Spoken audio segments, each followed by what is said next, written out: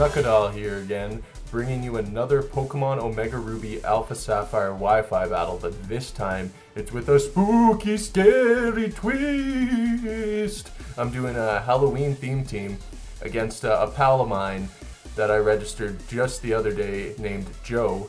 I actually ended up breeding him that Hitmonlee you see on his team. And yeah, enough spooky, scary talk. Let's get right into it.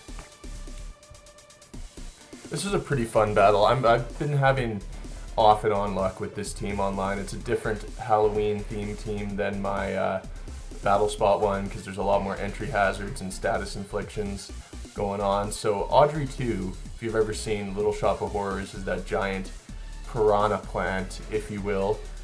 So I just led with her and seeing what this Slowbro wants to do. It turns out it's a Mega Slowbro, which I haven't actually seen too much in really all of the metagame that I've been playing. So it's going to set up a Trick Room, which Houndoom doesn't really like because it's on the speedier side. This one's a timid one. So I'm going to take that opportunity to just switch right back out into Audrey 2 because I know it's slow as all hell and it can take advantage of that Trick Room better than a lot of Pokemon on his team.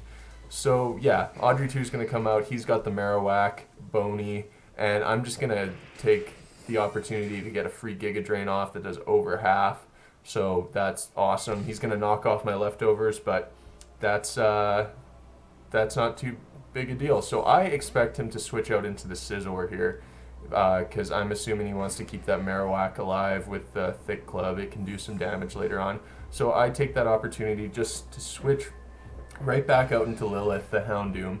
And yeah, this turn I'm going to Mega Evolve. I actually I anticipate him to set up or U-turn or something. So I actually take this opportunity to go for the Will-O-Wisp.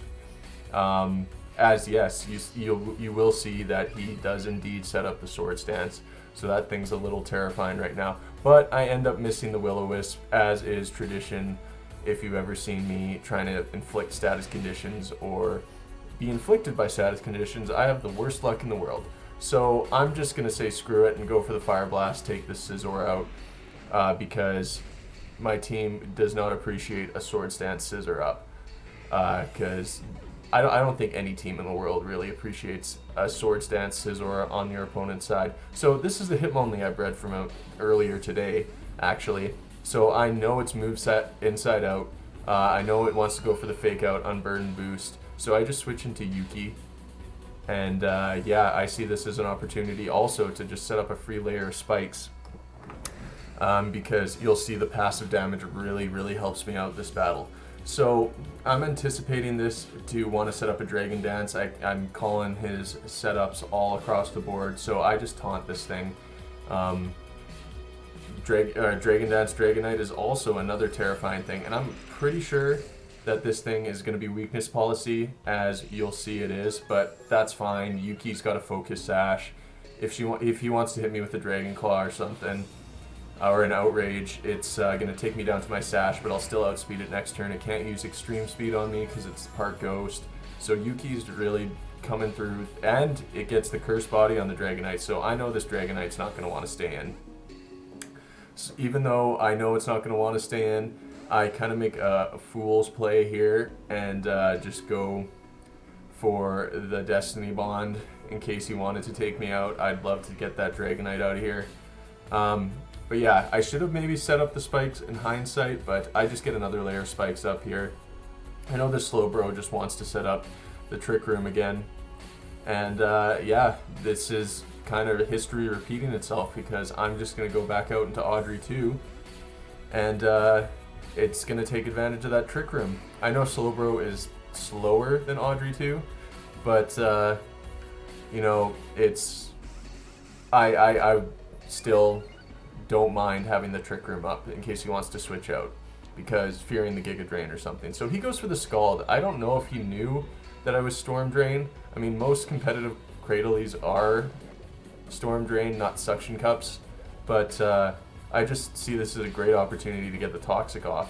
And judging by the way he switches out here, I'm thinking that Scald is its only attacking move. It doesn't pack the Psyshock or anything.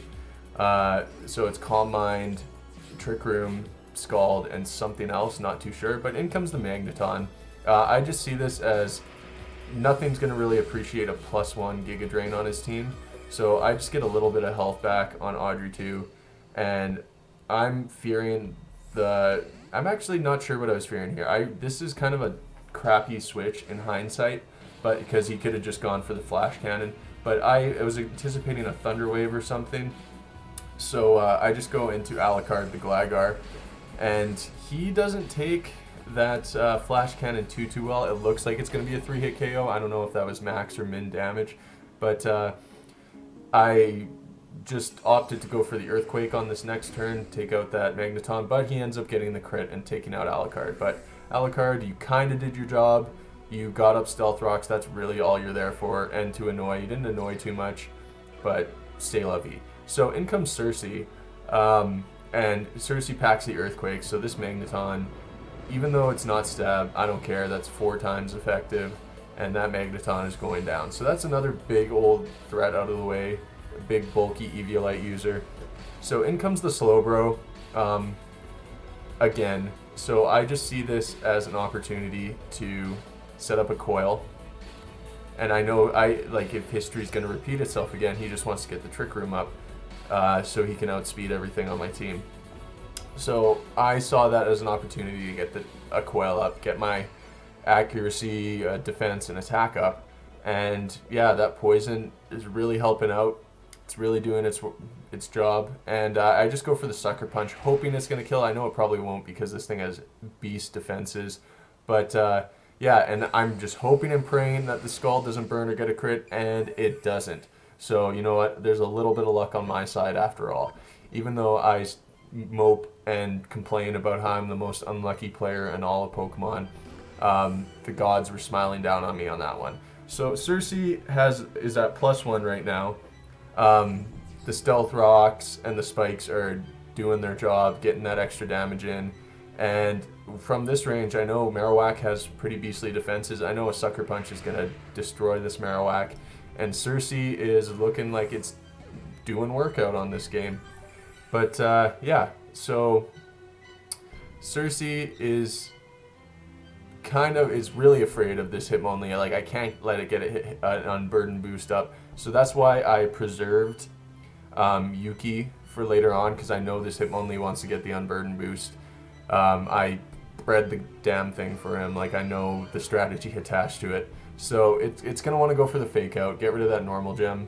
But I think that must have been a misclick there. And I just go for the Destiny Bond for whatever reason. I mean, I could have just gone for an Ice Beam, get damage off. But I was anticipating him actually attacking. I don't know. But yeah, so I get the Ice Beam off. Him only has great special defense, so that's not going to take it out. And that's going to be Yuki down. But Yuki, you did work. You got up your spikes. You got the Dragonite down to killable range. You took the Hitmonlee down to killable range. You blocked its Fake Out so it avoided the Unburden boost. And I'm going to get the Intimidate off, and that's actually going to help so much because Cersei would not have lived that Stone Edge otherwise. And I'm going to take this opportunity to get up another coil because, I mean, I could have taken it out with an Earthquake or a Gunk Shot, I'm pretty sure, because Hitmonlee's defenses are pretty garbage. But I just go for the Sucker Punch. And at a +1, even though it's resisted, it's still going to be enough to take the Hitmonlee out because, like I said, Hitmonlee's defense is absolute garbage. So yeah, things are looking pretty good. I mean, there's still that Dragonite in his back pocket, and Stealth Rock's not just going to miss taking out. So Cersei did her job. I was contemplating saving her, maybe to get the Intimidate off on the Dragonite, but that would maybe let it set up Dragon Dances, and I didn't want that. So in comes my Zoroark, actually, and I bluffed the Audrey too so he wouldn't go for the Extreme Speed, because that obviously wouldn't take the Cradily out, and it ends up winning the game because I am able to take it out with a Sucker Punch. So yeah, thank you, Joe. That was a lot of fun. Yeah, like I said, it's kind of been off and on with Wi-Fi battles. There have been times where I've absolutely been dominated with this team, but there have been times kind of like this one where the team, everyone did their job perfectly, so it's worthy of an upload. Don't get me wrong, I will definitely upload videos if it's a close battle, because that's the most fun thing in Pokemon to me, win or lose. If it's a close battle, everyone does their job, and it really boils down to who was luckiest or someone made a fantastic play. I am more than happy to upload those, but the battles I had with this team where I lost were more tilted in the other player's favor, should I say. So it's not really worth an upload. But yeah, let me know what you guys think. I'm going to continue Wi-Fi battling with this Halloween themed team for the remainder of the week. I'll probably upload, I'm going to keep Battle Spot battling with the same Halloween team the remainder of the week. I'm going to keep Wi-Fi battling with this team, this Halloween team, the remainder of the week, and I'll probably switch it up next week, and we'll keep switching it up until Halloween comes around. So let me know what you guys think of this video. Post a comment, let me know if you have any set suggestions, excuse me, for a Halloween themed Pokemon. If you liked it, hit that thumbs up button, and if you haven't already, hit that subscribe button. Take care, everyone, and stay spooky. Have a good one.